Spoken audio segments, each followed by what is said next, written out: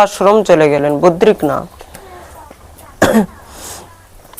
ধ্রুবের দুটি পুত্র উৎকল আর বৎসল। বড় পুত্র কি ভজন করতে গেছেন আর ছোট পুত্রকে রাজত্ব দিয়ে চলে গেলেন। 36,000 বছর যখন পূর্ণ হলো, স্বয়ং কাল এসেছেন বিমান নিয়ে, প্রভু এবার আপনাকে ধরাধাম পরিত্যাগ করে চলে যেতে হবে। ধ্রুব বললেন ঠিক আছে, তাহলে আমাকে নিয়ে চলুন। বলে আপনাকে স্পর্শ করার মতন সামর্থ্য আমার মধ্যে নেই, তাহলে আপনি সশরীরই যাবেন। ধ্রুব যখন বিমানে উঠতে যাচ্ছে, কাল মাথা নিচু করে দিয়েছে, প্রভু আমার মাথায় চরণ রেখে উঠুন। কালেরও মস্তকে চরণ রেখে কেউ যদি উঠে যেতে পারে, তিনি হলো একমাত্র গোবিন্দের ভক্ত। তার মধ্যে এত সামর্থ্য আছে যে কালের মাথাতেও চরণ রেখে এই সংসার থেকে মহারাজ বেরিয়ে যেতে পারবে।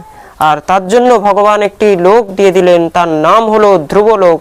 আর আজও সেই ধ্রুবলোকে সেই ধ্রুবজি মহারাজ এখনো নিবাস করছেন। এইভাবে সুখদেব প্রভু ধ্রুব চরিত্রের বর্ণন করলেন। সেই ধ্রুবের বংশের মধ্যে পরম প্রতাপী রাজা হলেন অঙ্গ। অঙ্গের পুত্র হলো বেন। এই বেন হলো মহা অত্যাচারী ছিলেন।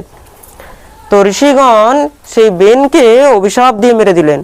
হন্যতা হন্যতা মাসে পাপ প্রকৃতি দারুণঃ।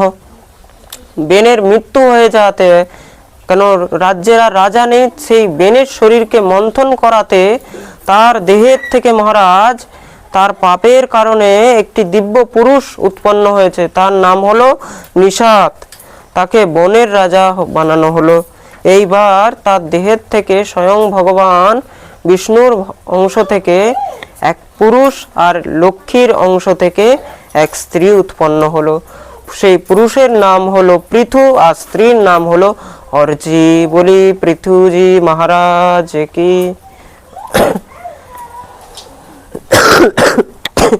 এই পৃথুই কিন্তু বসুন্ধরাকে নিজেকে কন্যা রূপে স্বীকার করলেন। তাই পৃথুর কন্যা বলে তাই পৃথিবীকে পৃথিবী বলা হয়।